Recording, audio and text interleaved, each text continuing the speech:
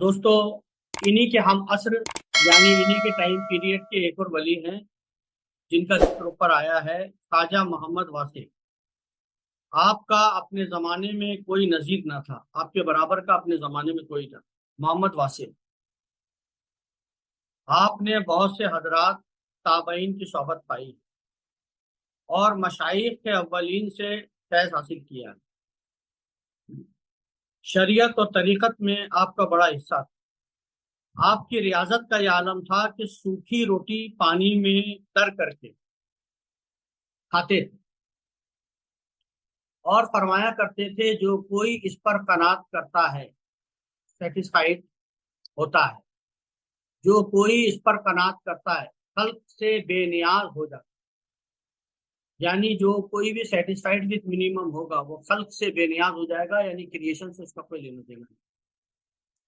آپ مناجات میں کہتے تھے الہی تو نے مجھے اپنے دوستوں کی طرح بھوکا اور ننگا رکھا ہے۔ کیا کہتے تھے؟ یا اللہ تو نے اپنے دوستوں کی طرح مجھے بھوکا اور ننگا رکھا، یعنی اللہ تعالیٰ اپنے دوستوں کو بھوکا اور ننگا رکھتا ہے۔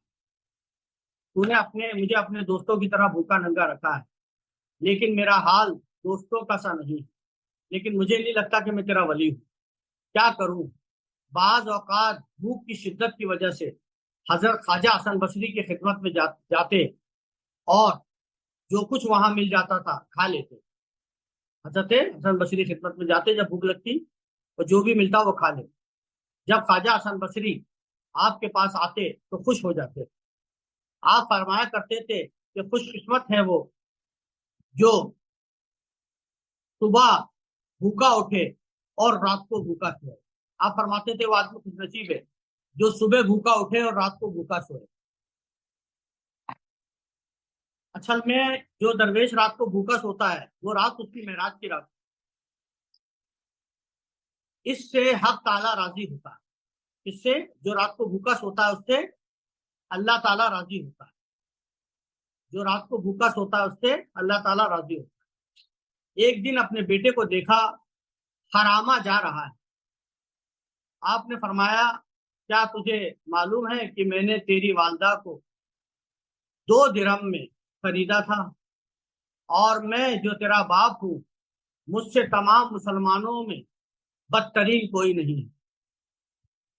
اپنے بیٹے سے کہا کہ تیری ماں کو میں نے 2 درہم میں خریدا تھا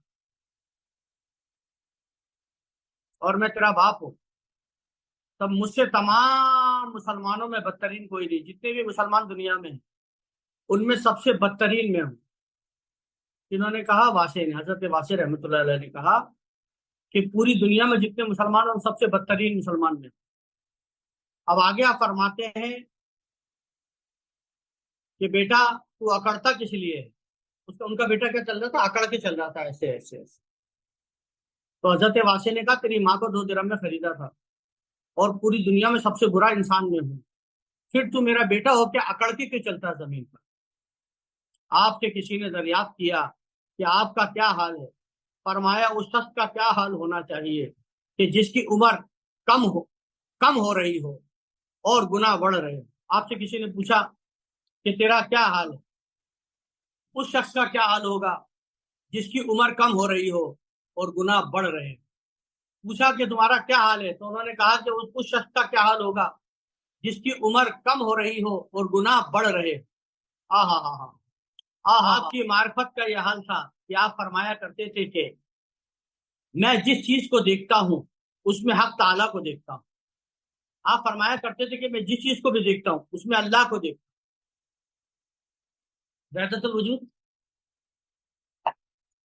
آپ سے کسی نے دریافت کیا، یعنی پوچھا کہ اللہ تعالیٰ کو پہچانتے ہو؟ آپ سے کسی نے پوچھا اللہ تعالیٰ کو پہچانتے ہو؟ آپ نے تھوڑی دیر سر نیچے کر لیا، پھر فرمایا کہ جو شخص اسے پہچانتا ہے اس کا بولنا کم ہو جاتا۔ آپ نے فرمایا کہ جو اللہ کو پہچان جاتا ہے اس کا بولنا کم ہو جاتا اور اس کی حیرت دائمی ہو جاتی، یعنی جو اللہ تعالیٰ کو پہچان لیتا ہے اس کا بولنا کم ہو جاتا ہے اور اس کی حیرت ہمیشہ ہمیشہ کے لیے وہ حیرت زدہ ہو جاتی ہے۔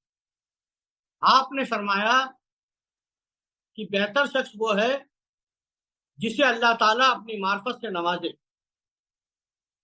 اور مشاہدہ حق کے سوا کسی اور چیز پر اس کی نظر نہ رہے اور کسی شخص کا اس پر اختیار نہ ہو۔ آپ کے کمالات بے شمار۔ یہ ہو گیا حضرت واسطہ سے۔